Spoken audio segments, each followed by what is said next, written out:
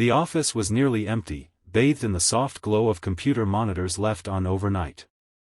The only sound was the rhythmic squeak of a mop gliding across the marble floor. Arthur moved quietly, unnoticed as always. To everyone, he was just the janitor, the man in faded overalls with tired eyes and rough hands. But behind that humble exterior lived a mind once celebrated in engineering journals. Arthur used to build machines, design algorithms, and speak at conferences. He had once led innovation at a major robotics firm. But life has a cruel way of humbling even the brightest. When his wife passed away suddenly, Arthur walked away from everything to raise his young son alone. Without family nearby, and unwilling to leave his child in daycare for long hours, he took the only job that let him be home every evening, cleaning the floors of a tech company filled with dreamers, many of whom were unknowingly building on ideas he had sketched years before. One evening, as Arthur was wiping down a table in the break room, a young intern walked in and chuckled, "You used to be someone big, huh?" Arthur looked at the boy, his expression unreadable for a moment, then he gave a soft smile and said, "Still am. Just, quietly now." It wasn't arrogance, it was truth. Arthur's brilliance hadn't dimmed, it had just taken a quieter path. He didn't chase glory anymore. He chased bedtime stories, school lunches, and math homework with his son. Yet fate, as it often does, was about to place Arthur right back where he belonged, in the spotlight, but this time, not for fame or fortune. This time, for something far more powerful, showing the world that true greatness never really disappears. It just waits, for the right moment to shine again. The next morning, tension buzzed through the towering headquarters like static before a storm. Inside the sleek, glass-walled boardroom, panic was brewing.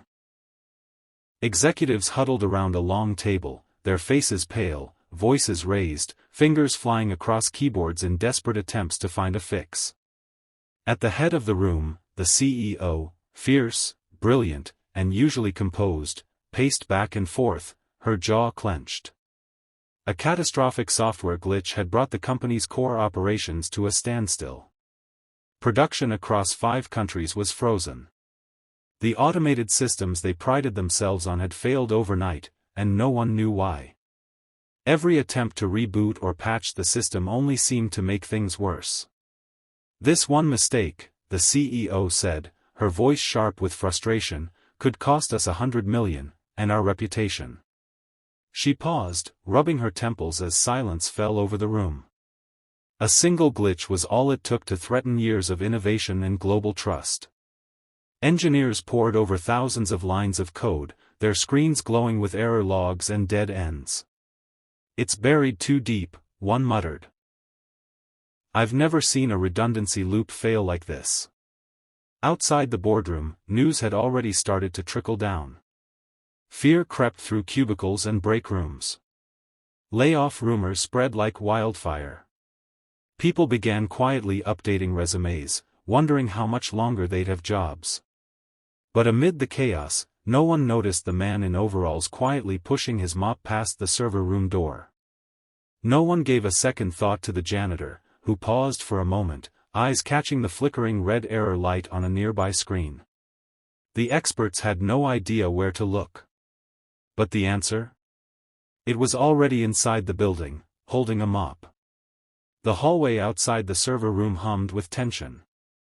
Arthur moved quietly, mop in hand, as panicked voices echoed through the heavy door left slightly ajar. Inside, a frazzled engineer barked into his headset, "We've tried everything. The system keeps looping itself into a deadlock. We're hours from total failure." Arthur paused, his eyes drifting to the large whiteboard beside the door. It was filled with scribbles, complicated equations, failed code strings, and red circles marking every dead end. But to Arthur, it wasn't chaos. It was familiar. Beautiful, even. He stepped closer, squinting at the fragmented algorithm. His brow furrowed. "They're missing a redundancy protocol," he whispered to himself. It was a simple fix, something he'd taught interns a decade ago. Just a logical reroute to prevent a recursive freeze. Arthur looked around. No one noticed him. No one ever did. He picked up a dry erase marker with one gloved hand. In just a few swift, confident strokes, he added 5 lines of code beneath the maze of failed attempts. No signature. No explanation. Just a quiet correction.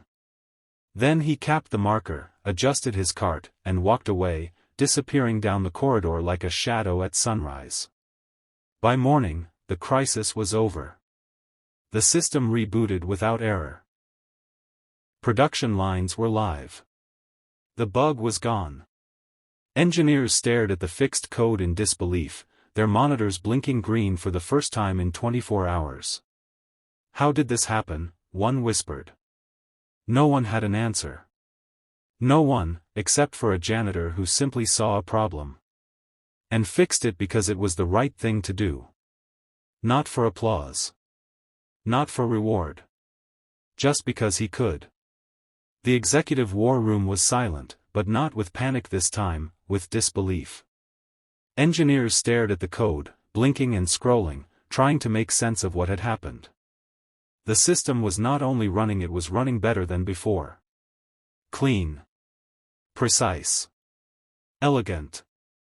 Trace the edit, one of the leads said. They pulled logs, access records, everything. But there was no signature, no login credentials tied to the new lines of code. Just 5 anonymous entries.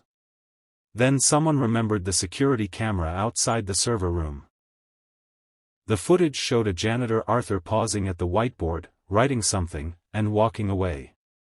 Confusion turned to shock.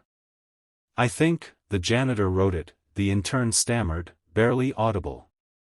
The CEO, eyes narrowed, said nothing. She rose from her chair and strode out of the room. Down in the lobby, Arthur was pushing his mop quietly, as he always did. The morning sun cast a soft light across the floor he had polished hundreds of times before. He didn't notice the CEO approaching until she stood right in front of him. Was it you? She asked, her voice calm, curious. Arthur looked up. He didn't flinch. He didn't boast. He just gave a small shrug and said, was just doing what needed doing, ma'am. For a long moment, she said nothing. Neither did he.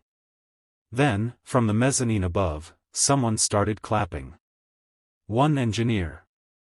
Then another. It spread like a wave of respect, admiration, and awe. The lobby filled with applause. Not for a promotion. Not for a press release.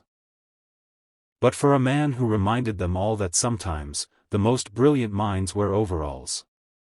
And true greatness doesn't ask to be seen. It simply leaves the world better than it found it. A few days later, the company gathered in the grand auditorium, employees from every floor, every department. The stage was set for a special announcement, but no one expected what came next. The CEO stepped forward, her expression softer than usual, filled with something close to awe. Today, she began, we honor the man who saved this company, not with a team, not with a title, but with a marker, and a heart full of quiet genius. Arthur was called to the stage, still in his janitor's uniform. He looked uncomfortable under the lights but stood tall. The room, packed with people in suits and ties, was silent. She turned to him and said, we want to offer you a lead engineer position. 6-figure salary. Full benefits. And the corner office with the skyline view. There were gasps of admiration, nods of approval. Arthur smiled warmly, then shook his head. I'm honored, he said softly, but I'd rather be home when my boy gets off school. Just, give him a scholarship. Let him build what I never got to. For a moment, there was nothing but stillness. Then a tear rolled down the CEO's cheek. Someone stood. Then another. The entire company rose in a standing ovation, cheering not just for his brilliance, but for his heart. One janitor.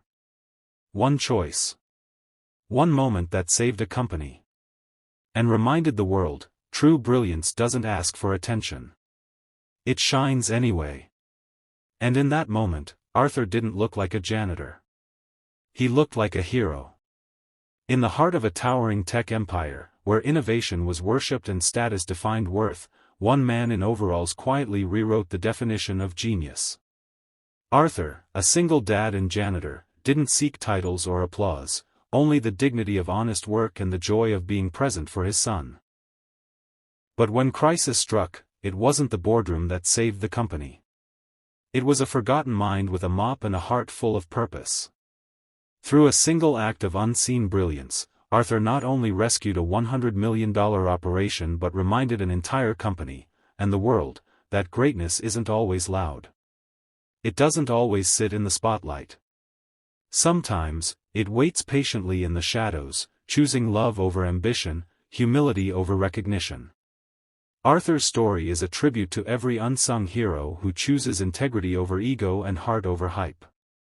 In a world obsessed with titles, he proved that the truest success is measured not in wealth, but in wisdom, kindness, and legacy. Because real brilliance doesn't need a stage. It just needs a moment. And when that moment comes, it changes everything.